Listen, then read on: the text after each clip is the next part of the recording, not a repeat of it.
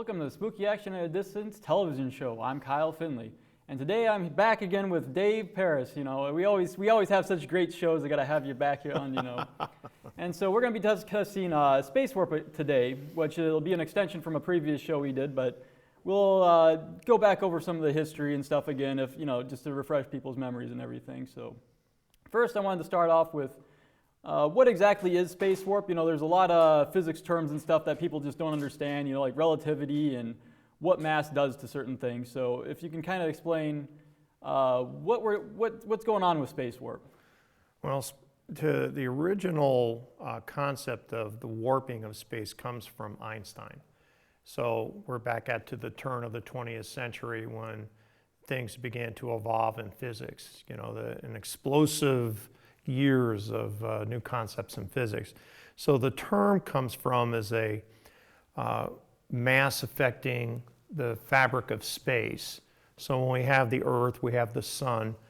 In 1919, the proof of light is bent around a mass is the Eddington Experiment in 1919 when they did a solar eclipse. And the point being, in expressing that particular experiment, is that there was a star just to the back of the sun, near the limb of the sun, but not visible. Yeah, and by straight direct light anyways. Yes, we always think of light as being a straight ray of light. Mm-hmm. But in fact, light is altered by mass, and mass affects the fabric of space. So what has happened in that particular proof of the experiment was that light from the star was literally bent around the limb of the sun and could physically be seen in the photographic plates that they generated in that experiment. So if we take that particular point, that mass affects the direction that light travels. Mm-hmm. So light still only travels in straight lines, it's just that it gets affected by... It can be altered by nearby masses. And in this case, in that experiment, the sun. Just as it would be bent slightly by the Earth because the Earth is far less mass. I mean, that's like 1,300 times smaller than the sun. So it has like almost no effect on light, basically. Well, it actually is measurable with new technologies that we have here. The LEGO satellites, shining lasers up, reflecting off of the optics and all that. We can actually detect very, very subtle. Gravity Probe B experiment also demonstrated that there's very small perturbations in the light, so it can be measured. And that's what's really exciting about it, is that it does verify Einstein's concepts of the bending of space and the fabric of space. So we call it a space warp metric, something that can actually be measured. Okay, now is space warp just basically kind of a redefinition of like gravity? Because like it kind of seems like the same effect, like gravity pulls things towards a center mass, and space warp is kind of like, you know, very similar. Even though that Einstein had to still use the concept of what gravity is, he was being more elegant in the fact that larger mass will affect other mass. So if you have a bigger mass, it will affect attraction to a smaller mass. A lot of people want to refer that to gravity, but the mass itself affects the fabric of space. So it compresses what, let's give an example of an accordion. Mm-hmm. Let's stretch out an accordion, and then you compress it. So let's take that the normal space of the accordion is when it's in a stretched out position. The compression of the fabric of space is just that. When we compress the accordion, we have this normal distance from A to B here. But it becomes less basically as it compresses. The same space that we have here is now compressed to this space, and we just need to go from A to B, although we have covered that same space. One could also use the adaptation of a piece of paper. take one end of the piece of paper, label it A, B, and when you fold it. And I always hate that explanation. Why? I don't know. Everybody always does that one. It's like, oh, you just fold it and Well, bam. but because it's simple. I mean, I like the accordion because it's like the accordion does compression, show you more of how normal space would look as it in its normal sense, and then compressing it, and everybody can see the billows as it begins to compress together. I guess, But the object here is that mass will compress space. So if we were to take, for example, like a bowling ball, and we stick it onto a rubber piece of cloth or a rubber mattress or so, and you have the heavy weight there, it's going to compress, it's going to indent the object onto the rubber piece that we have around there. Then you just have everything kind of funneling into the middle there. Exactly. So, and if we took, say, a marble or a large marble or a ball, and then we put it into this environment, it's going to end up spiraling in towards the mass which is being suspended by the rubber. And that's kind of what we see with gravity, getting orbits of planets around larger objects. But this is more in line with what the fabric of space actually does. So the mass itself compresses the fabric of space around the large mass, which then allows the planets, in our case, as we orbit around the sun in our solar system, then we have this kind of a flat pizza pie look with the sun in the center and all the planets going around it. Yeah. But the planets are literally ending up spiraling down towards the sun, except they have a lot of momentum, and then they can pull out and away and maintain their orbits around. And that keeps them going, basically. Yeah, I mean, the Earth goes like about 66,000 miles an hour in its forward movement in its orbit around the sun. So back to the original question, would you say space warp is kind of the same thing as gravity or not? Is that too simplified? No, or? it's more of an elegant description of what truly is going on. Gravity is an empirical thing that we use to measure activities here onto the Earth. And yes, there's concepts of universal gravity, but if you actually look at the equations that specify gravity for even velocities and rocket flights and effects, cause and effect relationships, we find is that gravity actually isn't quite up to snuff. There is room for error in there. There's known errors in using just gravity in our equations. In the big G equation, or just using other equations? Actually into our gravitational equations. They're good enough for operating in the solar system. Okay. But once we leave the solar system, we've got to come up with a better solution into the equations to predict where we're going to be and all this.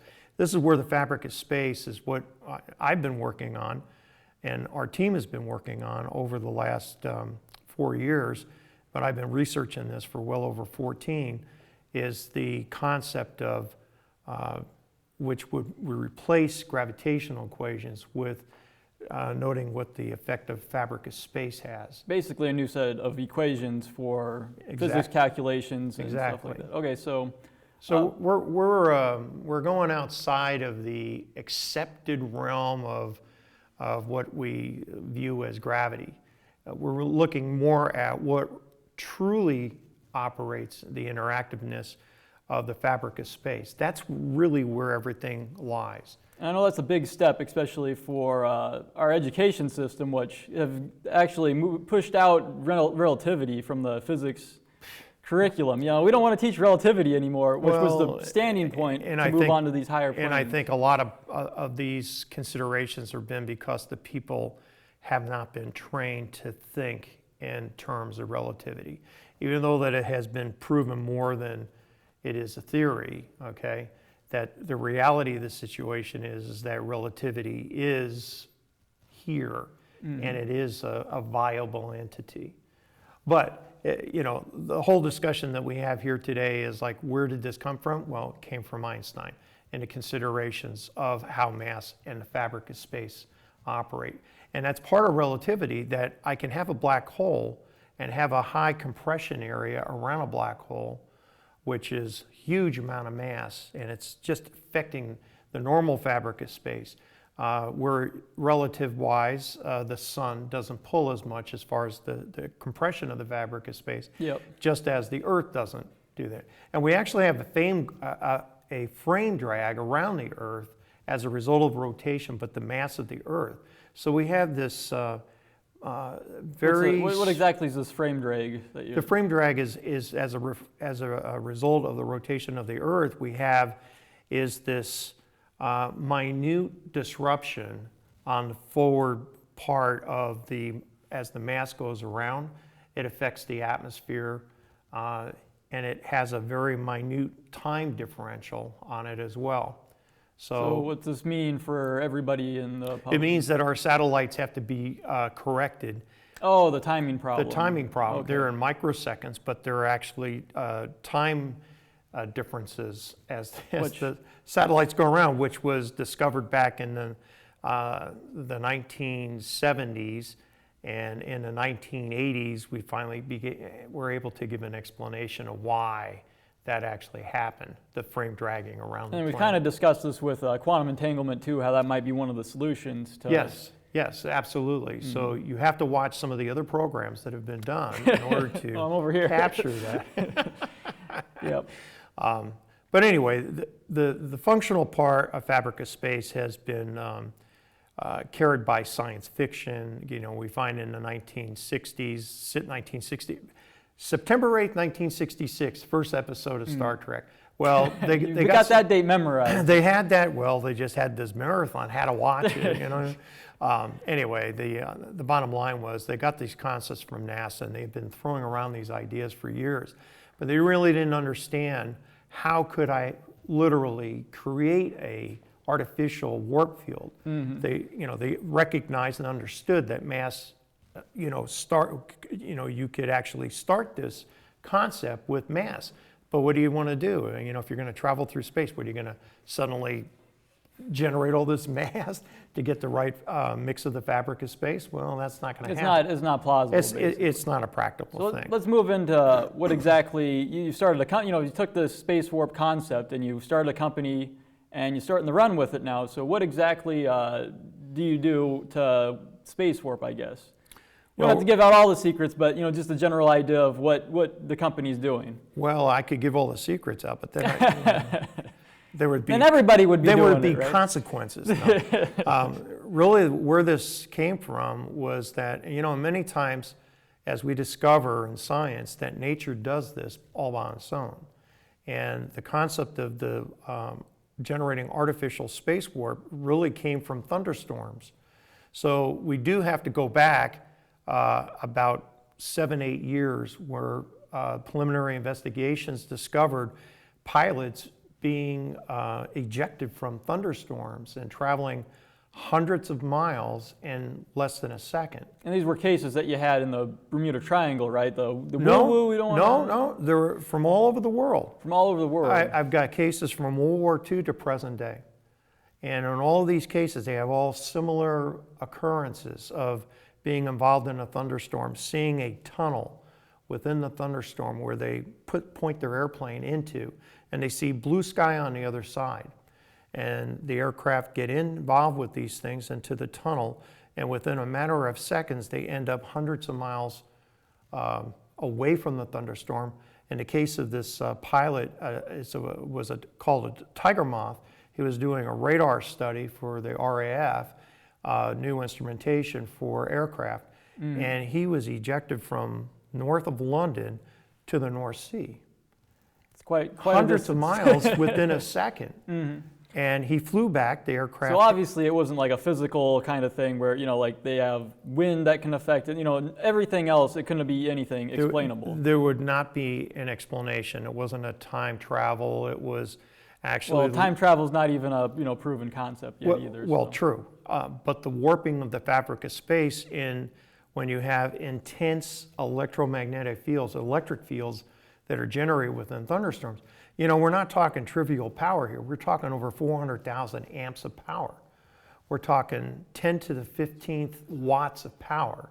in a naturally occurring thunderstorm. In a natural occurring storm. As opposed to like a nuclear plant or something that we If I had to define the type of thunderstorm, these are special thunderstorms. These are ones that are incredibly unstable, and they reach far up into the atmosphere, into the stratosphere. Ones in the Bermuda Triangle, I've measured up to close to 80,000 feet. And the pilots that got involved in some of this activity noted the fact that these things were tremendously high. And they were trapped, they were surrounded. And one of these particular pilots in 1970 saw the tunnel, flew through it, saw a clear sky on the other side, and he was at Bimini Island. And he ended up at Miami Beach. And it took less than a second. We approximate a second. Yeah. But he went 100 miles in a second. He traveled 360,000 miles an hour. And what's so interesting about that case is well documented. The fuel is accounted for. They have the weather, the storm type. Yep. Where he was at, where he ended up. I did a total weather forensics. I recreated all the data that he experienced on that day. He had his father and a business associate on the aircraft coming back from Andros Island. And in this particular case of being at Bimini, got surrounded by thunderstorms. And these things were so high and all the way down to the surface of the ocean that there was only one way out. And it was going through the tunnel generated by these last two thunderstorms that were erupting. So, and then from that, what did you decide to do basically in your lab? Well, the thing came down to what's practical. How do you actually generate, how can you build something artificial and apply you get a giant mass, and then you can start to warp the space in front of your view. Well, one of the ideas that I had was after I determined that it was the thunderstorms that generated the warp field that then projected this aircraft. And a lot of people don't like to look at the cases as from a factual point of view. They would prefer to look at it as more anecdotal. Okay, fine.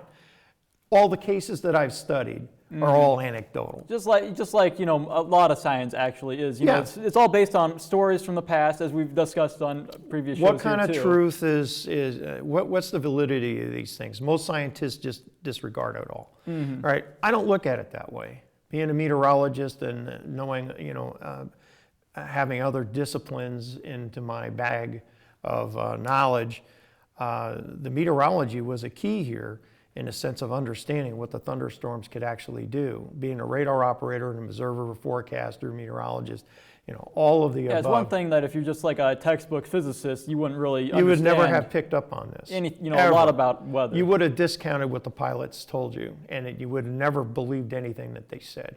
Even though that we have cases from World War II to now. They had no contact with each other. They did not know each other. They lived and died in different and a lot of these stories, they're not time. like passed around. It's not like common knowledge, which is why we're trying to bring it to light on this show. Yeah, exactly. So as a result of doing all those empirical studies and determining that the thunderstorms actually did this, then how do I recreate it? And one of the ideas that I had was, okay, if I put up two big, huge radio antennas and then fuel them up with like hundreds of thousands of watts of... that's a science experiment. Yeah, it was a big science experiment, but it wasn't practical. So you run an airplane between these two things, and maybe you go 100 miles. Well, that's not going to do anything. Maybe you go farther than that and you never stop, right? So it was from a practicality point of view. And then I looked at the thunderstorms and I said, wait a minute. We know that there are a variety of frequencies throughout the thunderstorm. And I had traveled through and measured all these things before. And so I went and I picked a frequency that I knew was at the freezing level of the thunderstorm. I made a set of antennas, and originally we were going to fly into one of these tunnels with a UAV. But the whole project fell apart. I mean, everybody was excited about doing it, but then they were all afraid of the potential disaster of getting caught up with an aircraft, an actual manned aircraft, into one of these things and going into the ocean, and nobody wanted to do that. So we had to cancel that plan. And then the next thing I did was I took this into the lab, and that was the exciting part about it. The way I looked at it, if these guys are actually experiencing these things throughout all the eons of time, and that we have these stories, then I should be able to reproduce this in the lab. Yeah, if it's a naturally occurring event that's, been scientifically proven, you look at all the data, it all, rings true and everything, well, you should be able to reproduce it, yeah. Okay, absolutely. And we took it into the lab, and guess what? We were able to actually compress a laser beam between these two antenna sets that we had set up. It was a crude tripole field.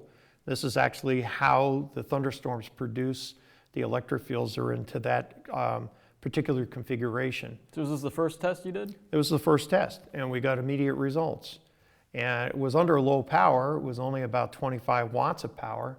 But this also disproved a lot of the theoretical physicists that said you had to have as much energy as the universe to create a warp field. Then it got reduced down to as much energy of converting Jupiter, okay, which is 1,000 Jupiters to make up the sun.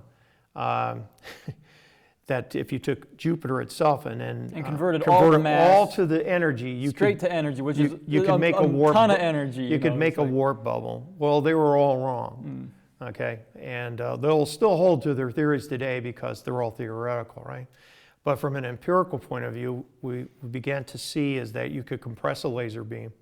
We began to get a redshift, which is another component of showing that you can compress the fabric of space.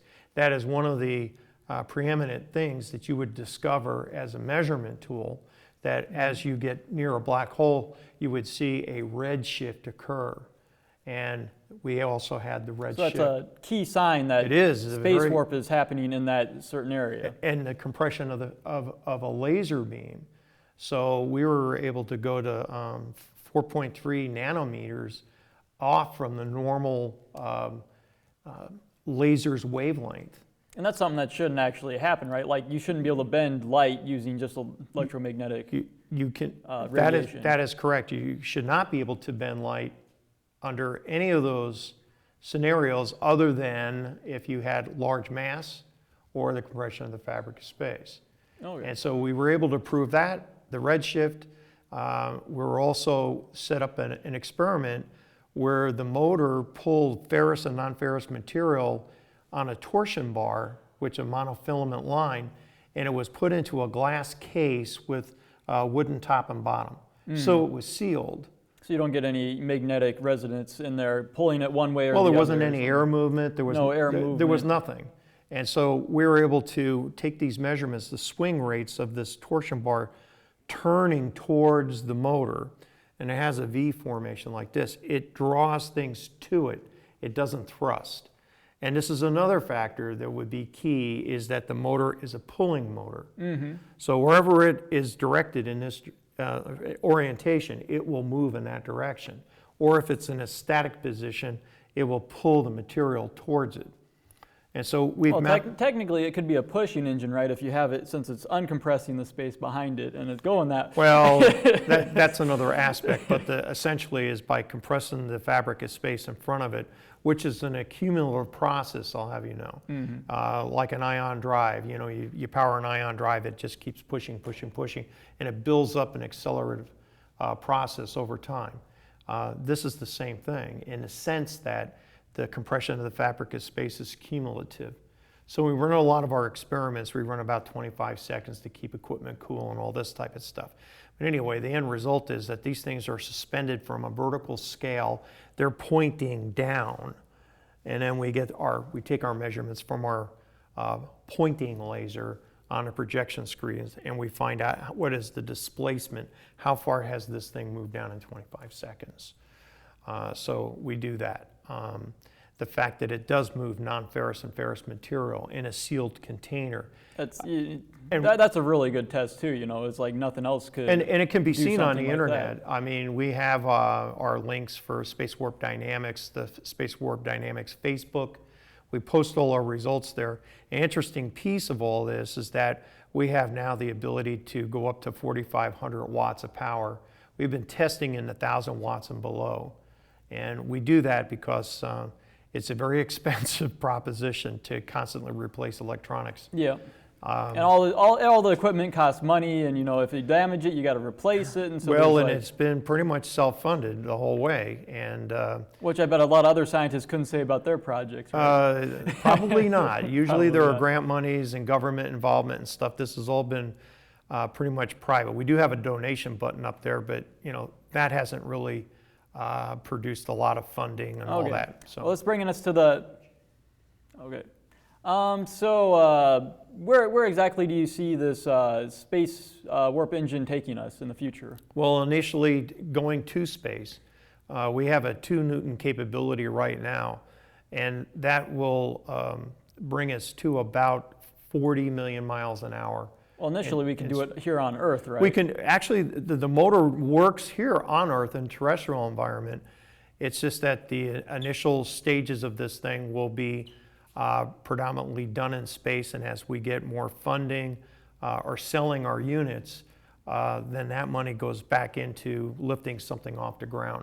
The bottom line here is that the chemical rocket motors, the chemical rockets that we use, solid propellants and chemicals, liquid propellants, are going to be a thing of the past. They're basically going to be obsolete here in a right. It means that you years. can cross the Atlantic in just a few seconds.